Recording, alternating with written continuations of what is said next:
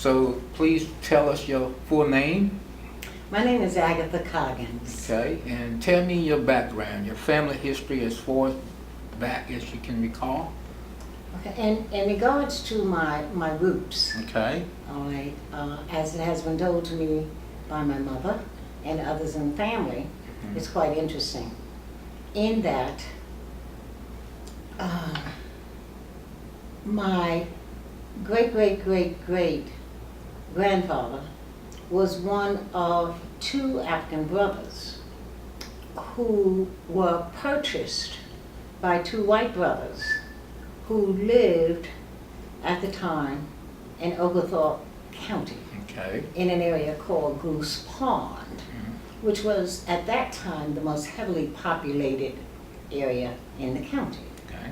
Well, the two brothers in need of additional, workers at their place. I don't think at that point they had risen to the level of plantation, but they needed two more workers. So they traveled to Virginia to buy slaves. When they got to Virginia, they bought two males who were brothers, which in itself is somewhat unusual because the main thrust during that time, of course, was separation of families. But they purchased the two brothers. So they literally purchased the brothers fresh off the boat, Okay. off the ship.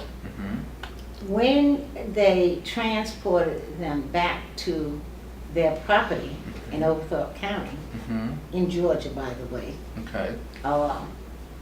they set them free. They wrote the papers and gave them their freedom.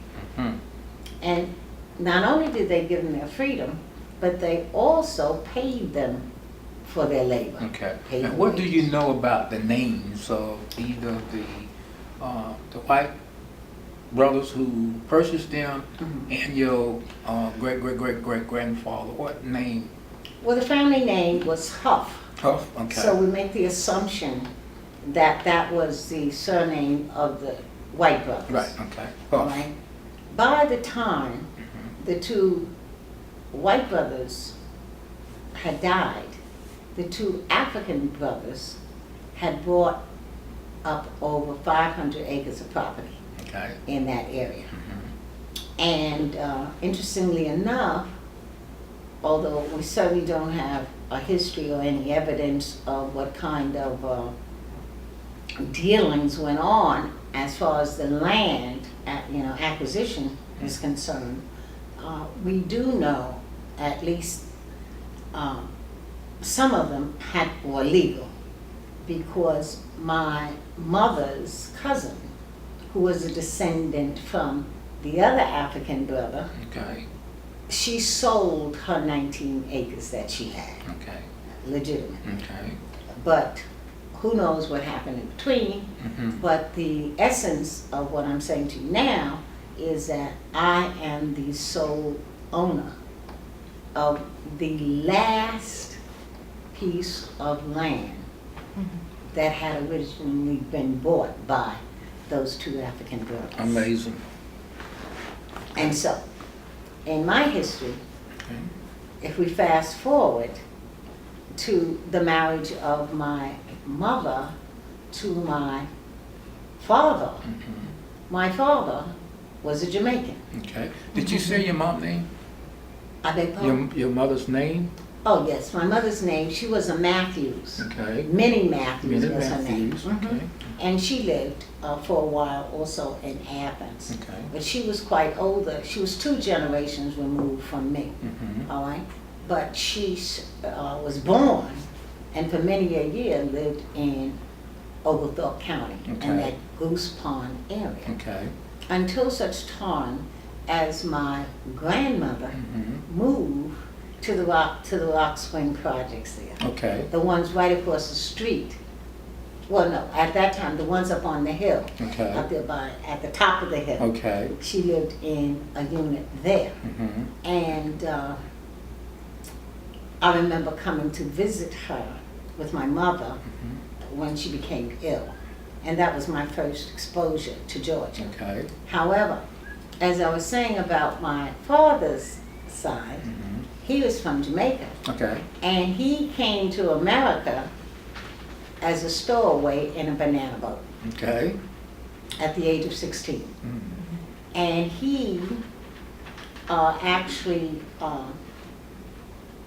achieved a fair degree of success with in his lifetime, joining the Merchant Marines Okay. in order to avoid segregation. Mhm.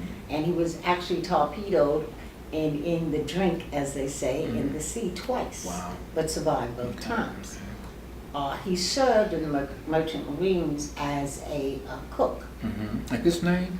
His name was David. I'm glad you asked me what was his name, Mhm. because although he was Reef, his name, the first initials of his name spell the word deer. Okay. He was David Emmanuel Augustus Reef, Wow. and that's deer, Okay. okay? Mhm. How, as I was saying though, when they processed him upon his arrival in the States, you know, you had to go through, I think, Ellis Island at that time for the Okay. processing. And they misunderstood what he said in terms of the spelling of his name. And instead of S, they made it a F, Mhm. and that's how it became reef, Mhm. like a coral reef. Okay. Okay. Okay. Yeah. Mhm. So, but he was interesting to me because he rose from his early beginnings, having stowed away on a banana boat, Mhm. to the point where when he died, he left behind a trust fund for my mother and I. Okay. And at that period of time, I think that was quite remarkable. Mhm. Mhm. You know, as he sent for his brothers and his sisters, Okay. you know, subsequently. Mhm. But he was quite interesting to me because he was self-taught everything that he did. Mhm. And he became an accomplished carpenter, Okay. and he made furniture. Mhm. You know, for me as a babe, Mhm. he carved all the furniture for me. Mhm. He also became a violinist, Okay. and he used to play the violin. Mhm. And he also was obviously an accomplished cook, since that's what he did, you know.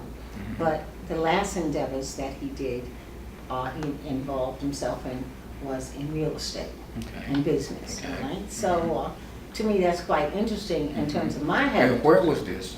This was in New York City. New York City. In New York City, Okay. yes, that's where they met. Mhm. So, as far as my blood runs, Mhm. I come from free people, Mhm. as it were. Mhm. All right, from my father's side and also on my mother's Okay. side. Okay. Mhm. Mhm. Now, my life's journey. At a very early age, approximately around when I was 10 or 11, Mhm. I contracted asthma as we lived in Harlem. You know, we lived in New York Okay. at the time. Mhm. And as I had asthma, it used to be a nightly journey to Harlem Hospital, fighting for my life. Right. At that time, because of the rare instances, not like today, where it's common, and asthma is pervasive, particularly among our people. Mhm. But at that time that I contracted it, it took them weeks to find out what was the matter. Mhm. When they finally when they finally identified what it was, my mother was given a choice by the doctor that I could be rid of asthma, which were triggered by 2 pages, single space, front and back of all the allergens and the triggers, including dust Mhm. and all manner of things, Mhm. chocolate, you Okay. name it, practically it was on that list. Wow. In any case, the solution to get rid of the things that triggered me was injections. Mhm. So I began a routine of injections once a week, and then finally became once every 2 weeks. And the doctor said that with 2 years of this a routine, I would be rid of, you know, all the things. However, there was another option, and that option was my mother could take a chance and move to a different clime, and perhaps that climate would make a difference. It might, not a guarantee. My mother, bless her heart, bless her soul, she asked me, what was my preference? What would I like to do? Would I rather continue with the shots, or would I like to move elsewhere? And you can imagine what my answer was, all right? And that answer had to do with remembering what it was like when we had come down to my grandmother's in Athens, Georgia, at the time when she was ill, and to me, that represented freedom. And it was freedom from the perspective that my mother, although Harlem at that time when we lived there, still had vestiges of days of yore, during that Harlem Renaissance period. In other words, what I'm saying to you is that still at that time, the people who lived in the brownstone houses, daily, excuse me, We'll take a break.